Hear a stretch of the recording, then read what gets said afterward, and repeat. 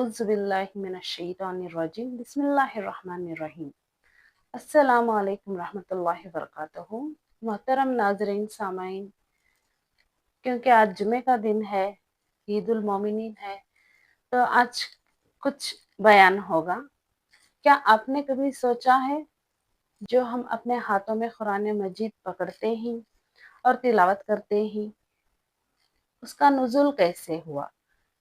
मतलब वो कहाँ से नाजिल हुआ, कैसे नाजिल हुआ, किसकी वजह से नाजिल हुआ, किस लिए नाजिल हुआ?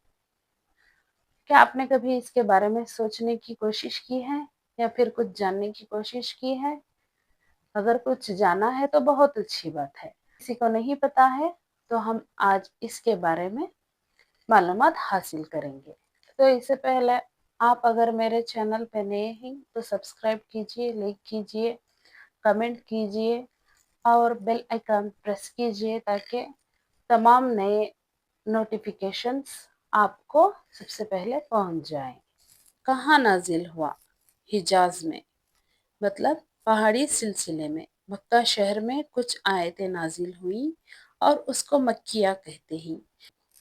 फिर वहां से मदीना हिजरत कर गए और रास्ते में जो जा रहे थे और सफ़र कर रहे थे तो वहाँ कुछ आयतें नाजिल हुई। मदनी कुरान सारा मदीना में नाजिल नहीं हुआ।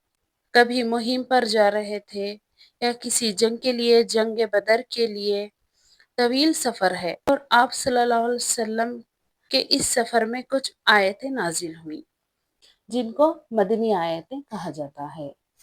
पहले अल्लाह ताला की 3 किताबें तौरात, इंजील, ज़बूर जो कि लिखी हुई इस दुनिया में उतारी गई, लेकिन कुरान पाक वही के ज़रिए जिब्राइल अलैहिस्सलाम के ज़रिए आप सल्लल्लाहु अलैहि वसल्लम के लिए उतारी गई।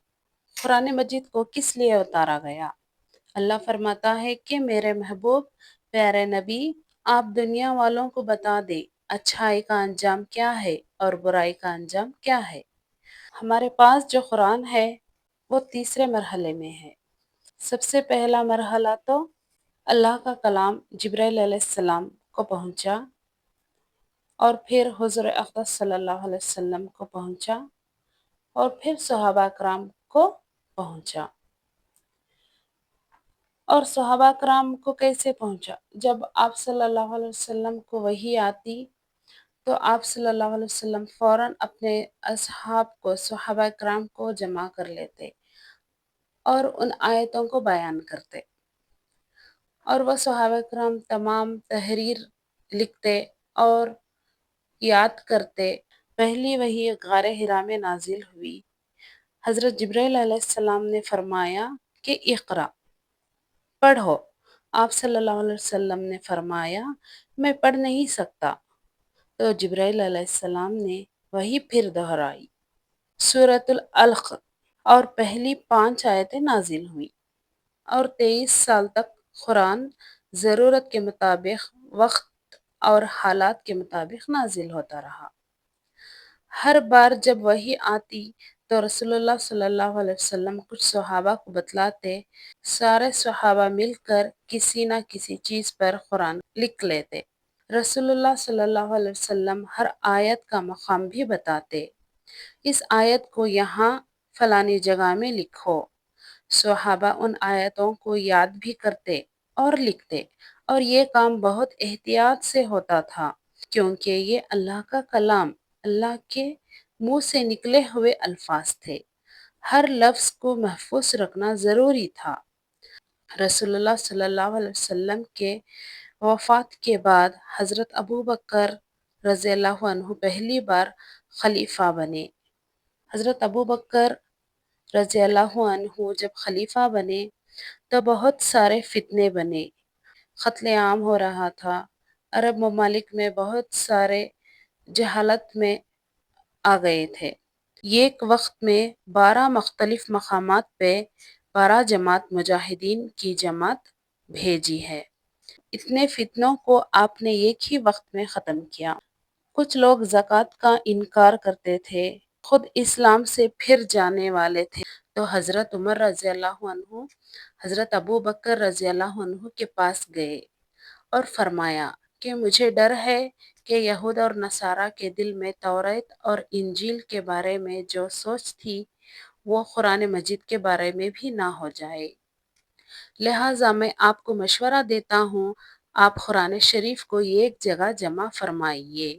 حضرت ابوبکر رضی اللہ عنہ نے فرمایا، یہ کام مجھ سے نہیں ہو سکتا، کیونکہ جو کام حضرت رسول اللہ صلی اللہ علیہ وسلم نے نہیں کیا وہ میں کیسے کر سکتا ہوں؟ اگر یہ ضروری ہوتا تو اللہ کے نبی کر لیتے۔ حضرت ابوبکر رضی اللہ عنہ فرماتے ہیں کہ حضرت عمر مجھ پر دباؤ ڈالتے رہے اور سمجھاتے رہے۔ آخر کار مجھے اطمینان ہو گیا کہ حضرت عمر رضی اللہ عنہ جو کہہ رہے ہیں وہ درست ہے، صحیح ہے، کیونکہ نبی صلی اللہ علیہ وسلم کے دور میں یہ خطرہ موجود نہیں تھا کہ قرآن کو اکٹھا کریں اور جمع کریں۔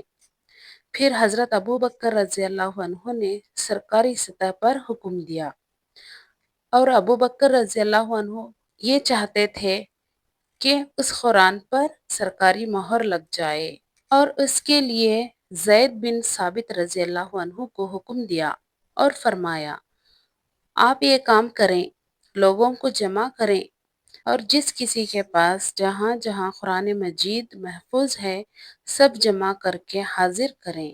پھر زید ابن ثابت نے بھی وہی بات کی جو کہ حضرت ابوبکر رضی اللہ عنہ نے فرمایا تھا۔ فرمایا کہ یہ کام میں کیسے کر سکتا ہوں جو حضور صلی اللہ علیہ وسلم نے نہیں کیا، اور فرمایا اگر آپ مجھے پہاڑ کو ہٹانے کا حکم دے دیتے تو یہ میرے لیے آسان تھا، لیکن یہ میرے لیے بہت مشکل ہے۔ دونوں حضرات ان کو سمجھاتے رہے، یہاں تک کہ ان کو بھی اللہ نے سمجھ دے دی کہ یہ بزرگ صحیح کہہ رہے ہیں۔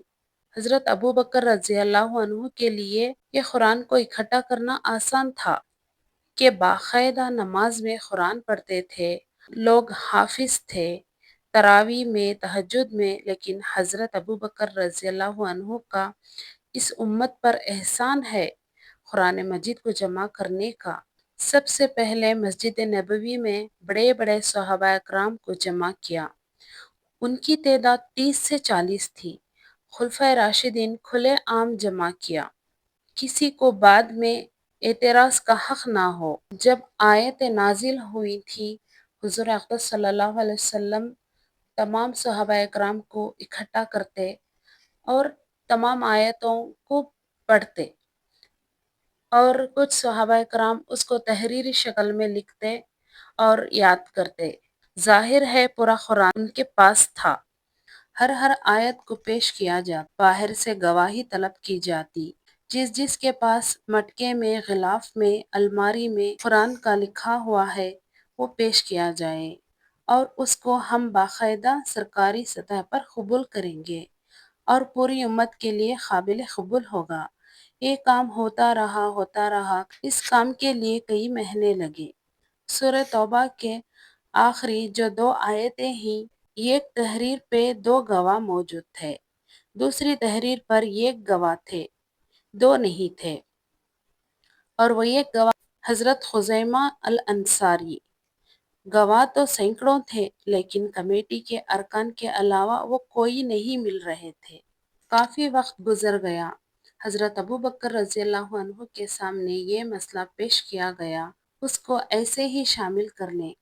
حضرت ابوبکر رضی اللہ عنہ نے فرمایا، نہیں، دوسرا گواہ لے کر آؤ۔ حضرت ابوبکر چاہتے تھے کہ جو میں نے قرآن کو جمع کرنے کا قانون اور ضابطہ بنایا ہے وہ تمام قرآن کے آیت کے حق میں یکساں ہونا چاہیے، مگر زبانی گواہ مل رہے ہیں، مگر تحریر شکل میں نہیں مل رہا۔ تحریر یعنی لکھا ہوا گواہ۔ یہ اتفاق ہے کہ ایک قبیلے میں یہ اعلان کرایا گیا کہ خزیمہ الانصاری کے علاوہ کسی کے پاس سورہ توبہ کی یہ آخری 2 آیت موجود ہیں تو وہ لے کر آئیں۔ تو یقین تھا شامل تو کرنی ہے، لیکن جو سسٹم بنایا گیا ہے اس کے مطابق ہونا ضروری تھا۔ تو مجموعے سے ایک شخص اٹھا کہ کون ہے، اس پر گواہی جو پہلے سے ایک ہے، فرمایا خزیمہ الانصاری۔ تو اس آدمی نے فرمایا کہ مسئلہ حل ہو گیا۔ کیسے حل ہو گیا؟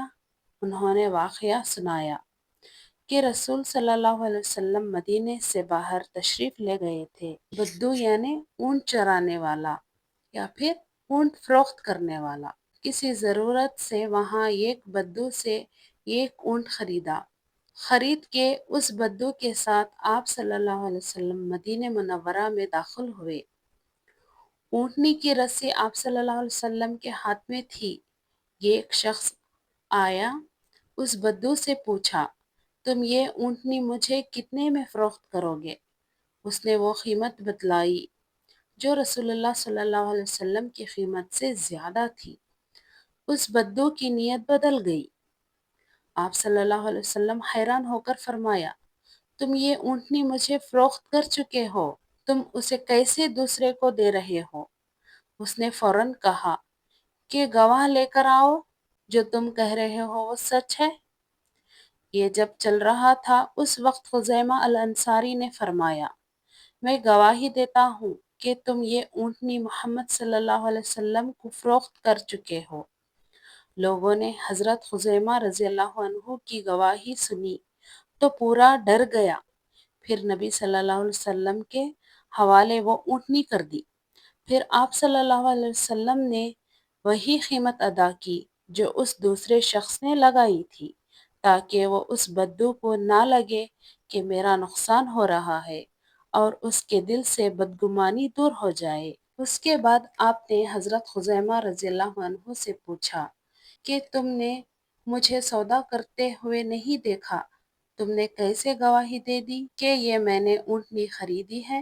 حضرت خزیمہ رضی اللہ عنہ فرمایا، یا رسول اللہ صلی اللہ علیہ وسلم، اس سے بڑی بڑی چیزیں جو ہم نے اپنی آنکھوں سے نہیں دیکھی، جنت اور دوزخ، وہ آپ کے کہنے سے ہم نے یقین کر لیا اور گواہی دے دی۔ یہ تو چھوٹا سا معاملہ ہے، اس میں آپ کے لیے ہم گواہی کیسے نہ دیں؟ آپ صلی اللہ علیہ وسلم طرز جواب کے لیے اتنا خوش ہوئے۔ آپ نے فرمایا کہ آج سے خزیمہ رضی اللہ عنہ کی ایک گواہی 2 لوگوں کی گواہیوں کے برابر ہوگی۔ صحابہ اکرام نے تصدیق کی اور اس طرح یہ مسئلہ حل ہو گیا۔ اصول کے مطابق ایسا ہے کہ کسی بھی مدارس میں پڑھایا جاتا ہے کہ کسی بھی مقدمے میں 2 گواہیوں کے بغیر گواہی قبول نہیں ہوگی، سوائے خزیمہ الانصاری کے۔ تو حضرت ابو بکر رضی اللہ عنہ کے مطابق یہ گواہی 2 آدمیوں کے گواہی کے برابر ہوئی اور قرآن شریف میں آیتوں کو شامل کر لیا گیا۔ اور بعد میں حضرت عثمان رضی اللہ عنہ نے قرآن مجید کو سٹینڈرڈ ورژن میں سب جگہ بھجوایا تاکہ ہر ممالک میں ایک ہی قرآن پڑھا جائے۔ قرآن شریف صرف ایک کتاب نہیں، یہ اللہ کا کلام ہے جس کو آسمان سے زمین تک آنے میں، اس کو مکمل کرنے میں فرشتے، حضور صلی اللہ علیہ وسلم اور صحابہ کی محنت شامل ہے۔ قرآن آپ کے پاس ہے تو اس کا شکر کرو۔ اور اللہ تبارک و تعالیٰ نے قرآن مجید کو لیلۃ القدر میں نازل فرمایا۔ اس کی تفسیر میں علماء کرام نے فرمایا کہ اس زمین کے بننے میں 50,000 سال پہلے ہی لوح محفوظ بنایا، یعنی کہ اللہ نے ایک ایسا مقام آسمان میں بنایا جس کو لوح محفوظ کے نام سے جانا جاتا ہے، جس میں قیامت تک ہونے والے لوگوں کی تقدیر لکھی گئی ہے، جس کو مخبری کہا جاتا ہے۔ تورات بھی اسی کے اندر ہے، قرآن پاک بھی اسی کے اندر ہے، یہاں تک کہ ہر وہ چیز جس میں اللہ تعالیٰ کے ارادے ہیں، اور ساری چیزیں اللہ نے لوح محفوظ کے اندر محفوظ فرما دی ہے۔ اس طرح جب قرآن کا نزول آغاز ہوا تو اللہ کے نبی پر دھیرے دھیرے کر کے قرآن پاک نازل ہوتا چلا گیا، اور لوح محفوظ کے نیچے ایک مقام ہے جس کو بیت العزا کہا جاتا ہے۔ اس جگہ پر حضرت جبرائیل علیہ السلام کھڑے ہو کر کے اللہ کی وحی سنتے اور پھر وحی لے کر نبی پاک صلی اللہ علیہ وسلم کے پاس پہنچ جاتے، یعنی کہ پورا قرآن پہلے بیت العزا میں نازل کیا گیا، پھر وہاں سے 23 سال میں تھوڑا تھوڑا کر کے ان موقعوں پر جبرائیل علیہ السلام کے ذریعے سے اللہ کے نبی کے پاس پہنچتا گیا۔ جب پہلی مرتبہ حضرت جبرائیل علیہ السلام نے بیت العزا پر کھڑے ہو کر کے اللہ کی وحی سنی تو حضرت جبرائیل علیہ السلام اللہ کا کلام سن کر بے ہوش ہو کر گر پڑے۔ پہلی مرتبہ وہ برداشت نہ کر سکے، پھر اللہ تعالیٰ نے حضرت جبرائیل علیہ السلام کے اندر اتنی قوت ڈالی کہ وہ اللہ کے کلام کو برداشت کر سکے۔ کئی بار ایسا ہوتا کہ حضرت جبرائیل علیہ السلام آتے تو گھنٹی کی آواز آتی اور آپ صلی اللہ علیہ وسلم کی پیشانی مبارک میں پسینے چھوٹتے۔ کبھی کبھی اللہ کے نبی کو نیند میں کوئی بات ڈال دی جاتی۔ کبھی کبھی ایسا ہوتا حضرت جبرائیل علیہ السلام انسانی شکل میں آتے اور اللہ کے نبی پر وحی نازل کر دیتے تھے۔ جیسا اللہ نے تورات کے نزول کے وقت حضرت موسیٰ علیہ السلام سے ڈائریکٹ بات کی تھی، ویسے ہی معراج کے موقع پر اللہ تعالیٰ نے ڈائریکٹ نبی صلی اللہ علیہ وسلم کو وحی سنائی۔ اس طرح سے 6 الگ الگ طریقوں سے وحی کا نزول ہوا۔ حضرت جبرائیل علیہ السلام کو آپ صلی اللہ علیہ وسلم نے 2 مرتبہ دیکھا تھا۔ چوتھی وحی پر غار حرا میں حضرت جبرائیل علیہ السلام آئے اور پکارا، اے محمد! آواز آئی تو حضور صلی اللہ علیہ وسلم ڈھونڈتے رہ گئے، اور پھر آواز آئی، پھر دیکھا تو وہ کہیں نظر نہیں آتے تھے۔ اے محمد! میں یہاں ہوں۔ تو آپ نے دیکھا مشرق سے لے کر مغرب تک حضرت جبرائیل علیہ السلام کے پر پھیلے ہوئے تھے۔ حضرت جبرائیل علیہ السلام کے 600 پر ہی صرف 2 پر کھولنے پر مشرق سے مغرب تک کی جگہ ڈھانپ لیا گیا تھا، اور دوسری مرتبہ شب معراج میں حضرت جبرائیل علیہ السلام کو دیکھا گیا تھا۔ تمام انبیاء کرام جبرائیل علیہ السلام سے مل چکے تھے، 1 مرتبہ، 2 مرتبہ یا پھر کئی مرتبہ، لیکن ہمارے حضور اقدس صلی اللہ علیہ وسلم 24,000 مرتبہ جبرائیل علیہ السلام سے ملاقات کر چکے تھے۔ جتنی بھی آپ کو جانکاری دی ہے اس میں اگر کوئی بھی کوتاہی ہو، غلطی ہو تو مجھے معاف کریں۔